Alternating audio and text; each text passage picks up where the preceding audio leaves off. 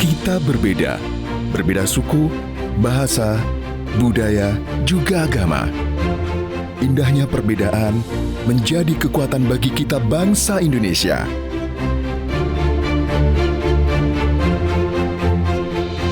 Perbedaan bersemi indah dari Sabang sampai Merauke menjadi identitas bangsa Indonesia di mata dunia. Keberagaman juga meningkatkan persatuan dan toleransi pada masyarakat.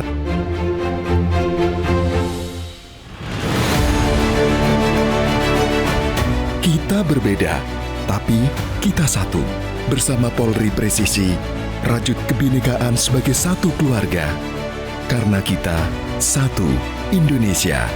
Mari satukan keragaman dan ciptakan persatuan untuk Indonesia. Salam Presisi.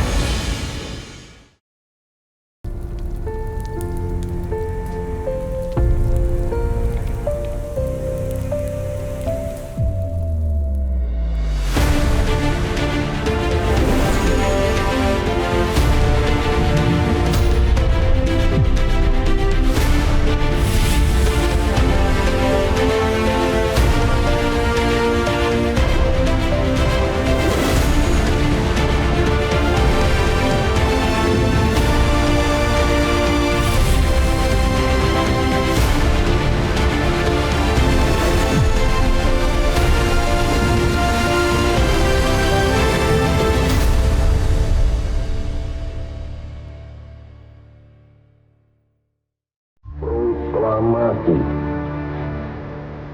kami, bangsa Indonesia, dengan ini menyatakan kemerdekaan. Proklamasi Kemerdekaan Indonesia yang terjadi 17 Agustus 1945 bukanlah akhir dari perjuangan melawan penjajah.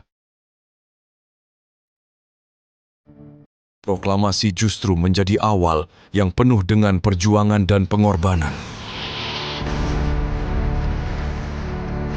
Kedatangan tentara sekutu yang membawa serta pasukan Belanda direspon dengan perlawanan sengit oleh pejuang Republik Indonesia.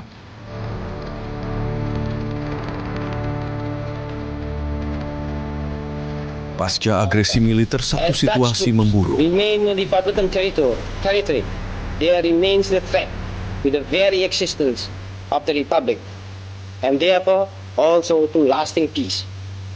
The Republic of Indonesia asks therefore that the Security Council of the United Nations order the complete withdrawal of Dutch troops from all republics.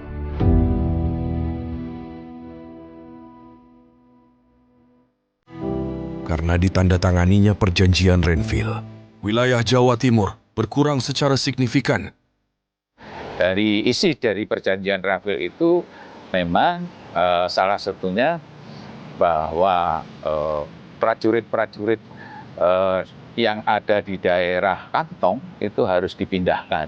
Oleh karena itulah dibuatlah garis Warmuk, ya, garis demilitarisasi zone, ya.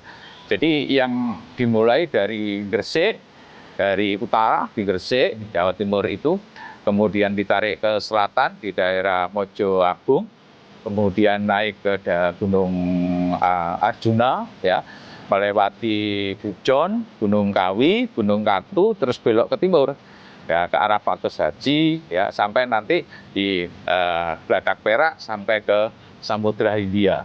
Dengan munculnya garis demarkasi itu, daerah Batu dan Kota Malang itu menjadi daerahnya Belanda. Sementara kita itu ada di bagian barat untuk dari Pujon.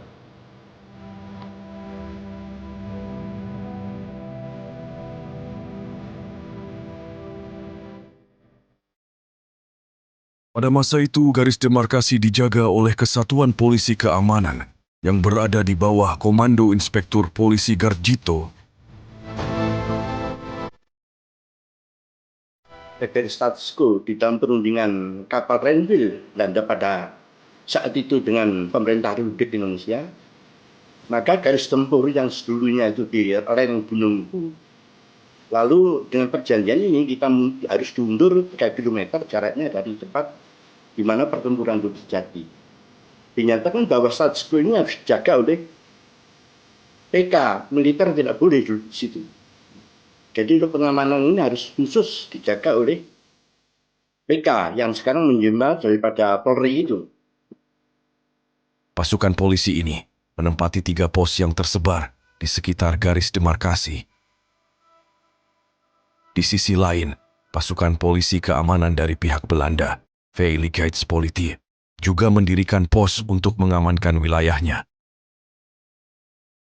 Pujon menjadi satu daerah kunci, ya. Mengapa? Karena ini juga pintu masuk untuk masuk ke wilayah barat, ya, di Karisidenan Kediri. Daerah Pujon sebagai salah satu garis depan pertahanan Republik Indonesia di Jawa Timur. Nah, disitulah peran polisi sangat penting karena polisi bekerja sama dengan TNI itu ada menjaga dari pos-pos demarkasi tersebut. Suasana di garis status quo diramaikan oleh aktivitas masyarakat yang akan melintasi pos jaga dari wilayah kedua negara. Rakyat Indonesia yang melintasi pos jaga Belanda mengalami penganiayaan dan perampasan. Tindakan kekerasan itu memancing reaksi para pejuang Indonesia dan polisi keamanan untuk membela rakyat yang tertindas oleh pasukan Belanda.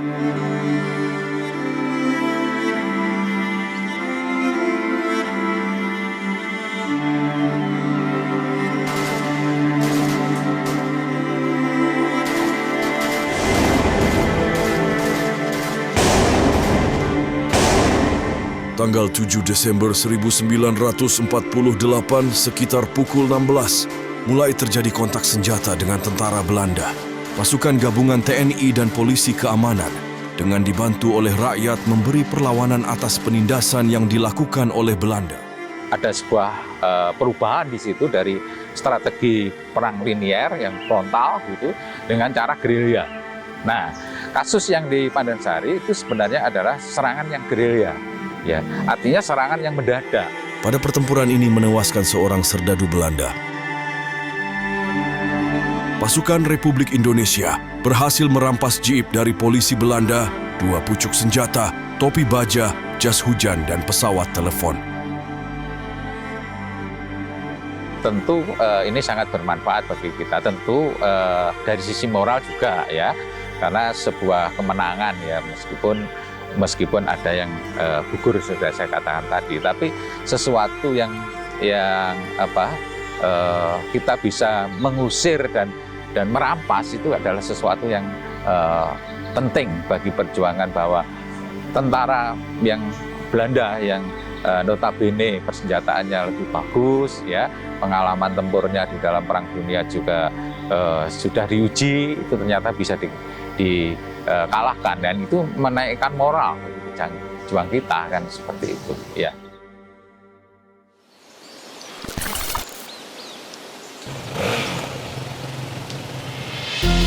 Indonesia adalah paru-paru dunia, menjadi rumah bagi beragam flora dan fauna.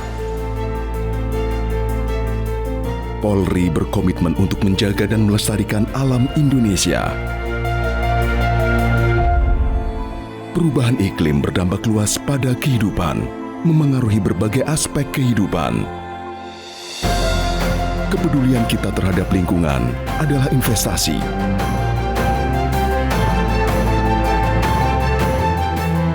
Menjadi warisan terbaik untuk Bumi Pertiwi.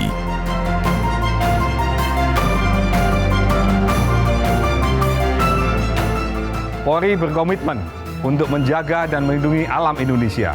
Mari bersama melestarikan alam untuk masa depan. Salam presisi.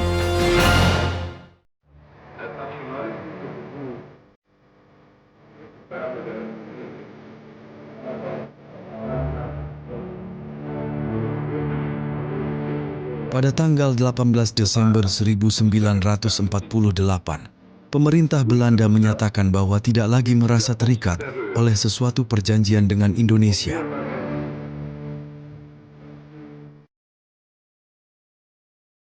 Tidak ada tingkatan lagi di antaranya. Kami telah gandrung merdeka. Janganlah bermain dengan kata-kata. Lagi pula, Van Moot dan Van der Plas, tidakkah tuan-tuan di belakang kata tuan-tuan itu, tuan-tuan telah sediakan bom dan dinamit? Tidakkah tuan-tuan bersama-sama Amerika, Inggris, dan Australia telah menyerang bangsa Indonesia? Kami gandrung kemerdekaan. Semboyan kami ialah merdeka atau mati. Bagi kami, tidak ada tanah air solder kemerdekaan. Tidak ada kemerdekaan solder tanah air. Kalau tuan-tuan menyerang kami dengan pedang dan bom dan beril dan meriam, maka kami akan melawan mati-matian. Suasana di garis status quo semakin mencekam. Rakyat yang hendak melintasi wilayah tersebut bertambah takut akan kekejaman polisi Belanda.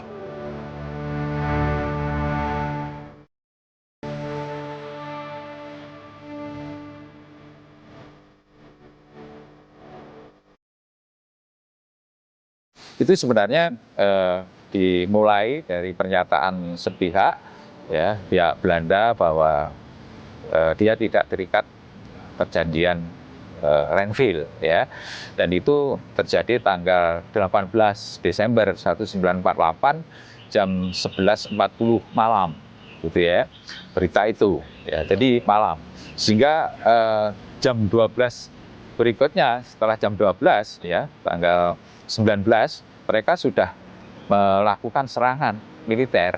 Sehingga kalau kita baca di dalam fakta-fakta menyerang ibu kota Republik Yogyakarta, itu kan pagi-pagi sekali, ya, pagi-pagi sekali. Pagi-pagi tentara Belanda dengan menggunakan lintas udara menyerang daerah ibu kota. Dalam waktu singkat, Belanda dapat menguasai lapangan terbang Maguwo dan Yogyakarta. Malam dinyatakan begitu, paginya mereka melakukan serangan yang sudah disiapkan. Ya, sebenarnya kan target utamanya itu adalah Medalan, pembangkit listrik yang ada di Kasembon. Karena apa? Karena memasok listrik ke arah Pujon dan Batu. Ya, nah ini kalau tetap dikuasai Republik, tentu ketergantungan listrik ini pada Republik ini kan tinggi. Dia harus melalui garis demarkasi, di mana itu ada pos-pos. Sekitar jam 9.30, datang 3 orang tentara Belanda mendekat ke pos polisi keamanan 1, tapi tidak melakukan apa-apa. Datang melihat situasi itu, ya, kemudian balik lagi, itu dianggap, karena kan memang setiap hari dilakukan seperti itu, ya, ya, tidak mungkin tidak menyangka bahwa itu sebenarnya adalah mata-mata yang melihat kondisi real di perbatasan seperti apa. Nah, karena ini sebagai sebuah rutinitas, mungkin tidak dianggap sebuah awal dari sebuah serangan militer, kan gitu. Beberapa jam kemudian, tepatnya pukul 12.30, tentara Belanda datang lagi. Kali ini, mereka menerobos garis status quo dari arah utara dengan jumlah yang cukup banyak, dengan formasi siap menyerang. Mereka yang di pos tentara Republik inilah yang pertama kali menyambut, ya, pasukan Belanda ini. Dan ini persenjataannya lengkap. Kebiasaan Belanda itu kalau mau bergerak kan didahului oleh pesawat dulu, ya, membuka jalan, kan gitu, ya, baru infanterinya bergerak. Jadi memang dalam kondisi yang mencekam dan kondisi tidak seimbang. Pertempuran sengit terjadi di antara kedua kubu. Polisi keamanan berjuang dengan gigih untuk mempertahankan garis status quo karena kekuatan tidak seimbang. Tugas polisi keamanan yang berjaga di pos 1 melakukan perlawanan sambil berupaya untuk mencari bantuan ke wilayah Pujon Lor. Di antara korban pertempuran pada hari itu, naas bagi agen polisi Kacung Permadi. Terbujur kaku tertembus peluru dalam usaha untuk mengantisipasi serangan Belanda. Agen polisi Kacung Permadi tertembak dan gugur dalam tugas mengawal wilayah Republik Indonesia. AP3 Kacung Permadi, salah satu pejuang polisi asal Kecamatan Pujon, Kabupaten Malang. Jadi Kajung Permadi merupakan warga asli Pujon. Beliau lahir pada tahun 1923. Ibu beliau bernama Ibu Siti yang merupakan warga Pandesari, sedangkan ayah beliau bernama Bapak Marto, seorang pria yang berasal dari Jawa Barat. Dan Kajung Permadi menghabiskan masa kecil dan masa mudanya di Desa Pandesari, Kecamatan Pujon. Pada tahun 1947, beliau diangkat sebagai anggota Detasmen Kepolisian Kawedanan Pujon yang bermarkas di Kecamatan Batu. Posisi pertamanya adalah sebagai personil Kompi Markas. Kajung menikah pada tahun 1948 dengan seorang wanita dari Desa Pujon Lor bernama Ibu Supilah. Setelah melangsungkan pernikahan, Kajung kembali berdinas dan ditempatkan di Detasmen Kepolisian Kawedanan yang berlokasi di Kota Batu. Setelah Batu dikuasai Belanda pada agresi militer 1, Kajung Permadi bersama Detasmen Polisi Kawedanan Pujon berpindah markas dari Batu ke Pujon Kidul. Di sini beliau mendapatkan penugasan baru sebagai penjaga pos perbatasan yang berlokasi di Desa Dusun Sebaluh, Desa Pandesari, Kecamatan Pujon. Asli Pujon, jagi wonten Sebaluh menika. Perjuangipun wonten Cemoro menika dados gandeng kalian Pak Kajung. Menawi wonten mata-mata pun cepeng dalem geledah. Wonten kidul ngaten maneh nembakipun dhateng Jambe Ndawu menika. Pak Kajung nembak dalam menganaladosi war-waran 5 nih. Pak Kajung menika pantes datang Pak Narwaran. Nama saya Sukeno. Saya adik dari Bapak Kajung.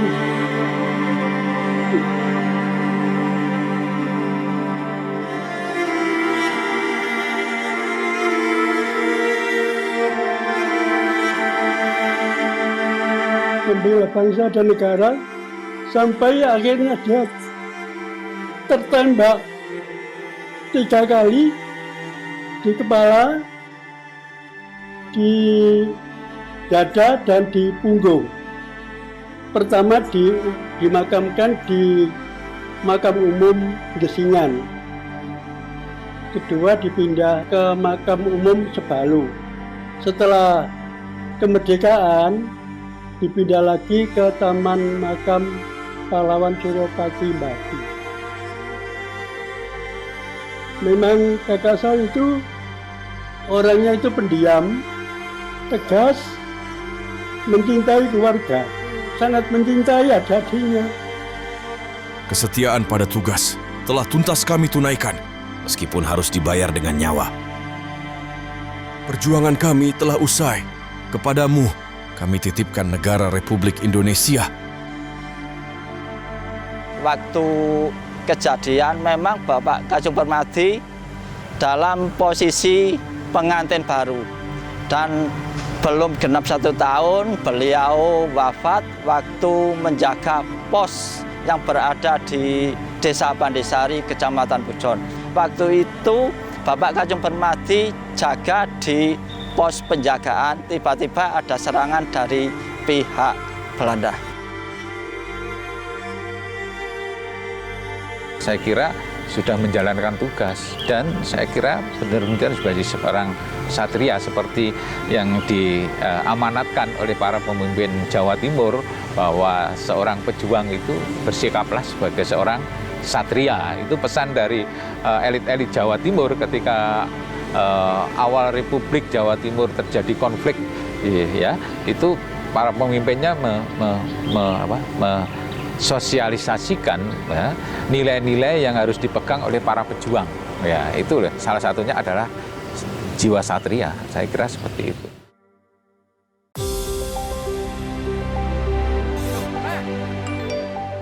Berita palsu memicu polarisasi dalam masyarakat.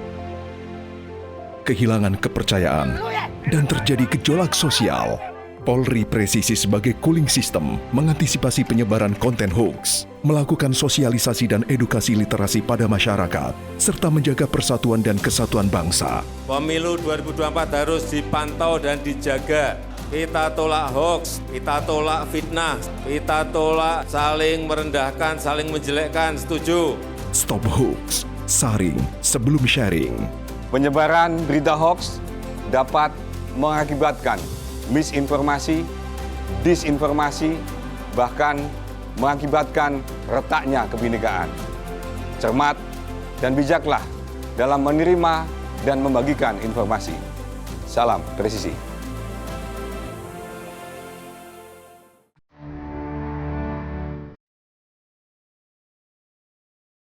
Untuk mengenang pertempuran terjadi di sekitar garis status quo Pandesari yang menyebabkan gugurnya para pejuang, maka pada tahun 1982 dibangun Monumen Perang Kemerdekaan. Diharapkan generasi penerus dapat mengenang, sekaligus meneladani semangat patriotisme dari para pejuang yang gugur.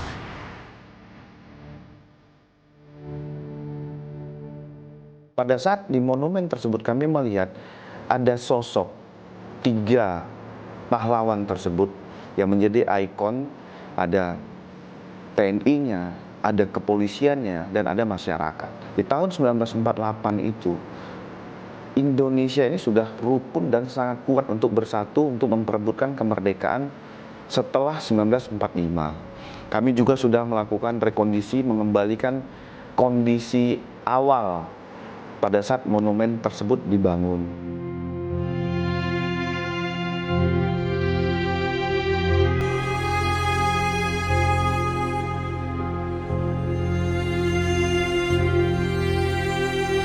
Di sini ada 17 bambu dan 45 peluru, di mana bambu yang berjumlah 17 ini filosofinya adalah tanggal kemerdekaan Indonesia tanggal 17 Agustus, kemudian 45 peluru filosofinya adalah tahun kemerdekaan Indonesia tahun 1945. Di sini ada relief kapal Renville, di mana Renville ini merupakan cikal bakal, merupakan latar belakang utama dari pertempuran yang terjadi di sekitar garis demarkasi Pandesari. Pada tanggal 7 Desember 1948, berhasil merampas jeep, kemudian merampas senjata Belanda, merampas beberapa perlengkapan militer Belanda. Relief ini menggambarkan peristiwa yang terjadi pada tanggal 9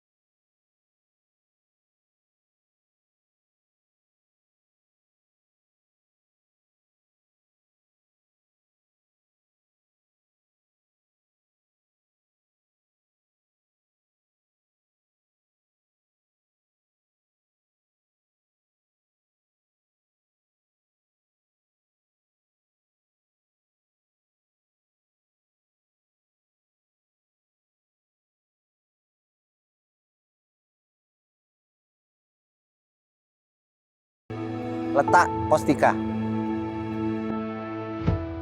Ini memberikan penghormatan terhadap perjuangan agen polisi tingkat 3 Kacung Permadi, memberikan nama jalan di depan Polres Batu dirubah dari Jalan Bayangkara menjadi Jalan Agen Polisi tingkat 3 Kacung Permadi, di mana itu ada yang secara resmi kami juga bekerja mohon izin kepada warga sekitar, ada sekolahan, ada warga masyarakat, sehingga ada peraturan wali kota yang dikeluarkan terhadap nama jalan tersebut.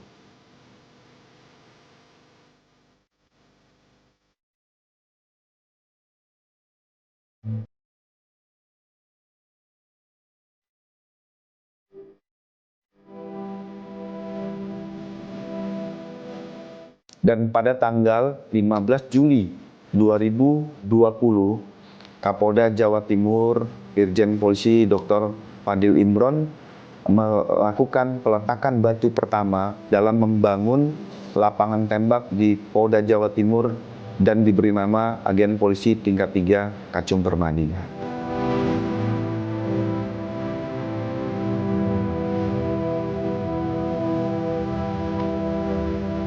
Kepada seluruh anggota Polri, kita harus bisa melihat nilai moral, nilai kejuangan yang dilakukan oleh pendahulu kita.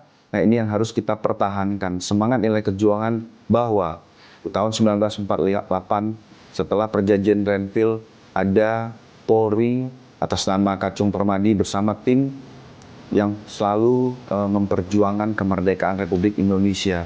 Kita berharap bahwa generasi-generasi ke depan bisa mengambil nilai-nilai luhur, nilai-nilai baik dari sejarah perjuangan garis Van Mook, garis demarkasi yang ada di Pujon, sehingga kita tidak akan pernah melupakan sejarah ini.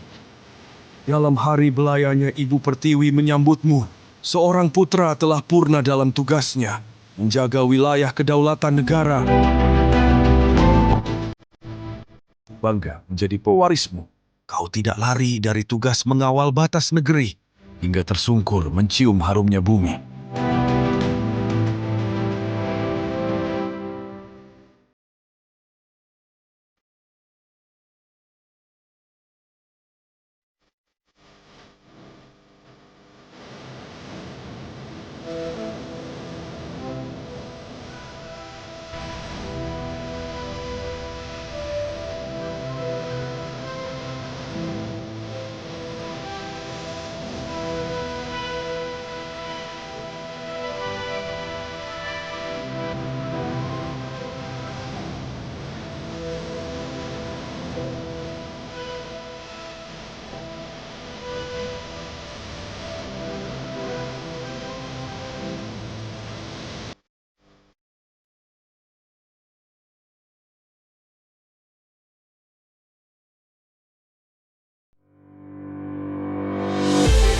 Indonesia hidup berdampingan dalam keberagaman.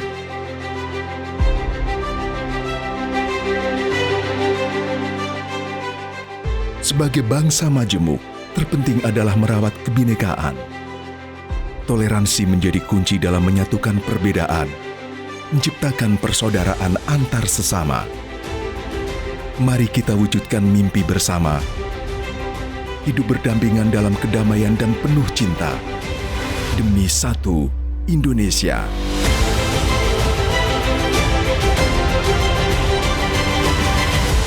Indonesia adalah negara yang kaya akan kebinekaan. Mari kita saling menghargai dan menghormati perbedaan serta merawat peradaban demi persatuan dan kesatuan NKRI. Salam presisi.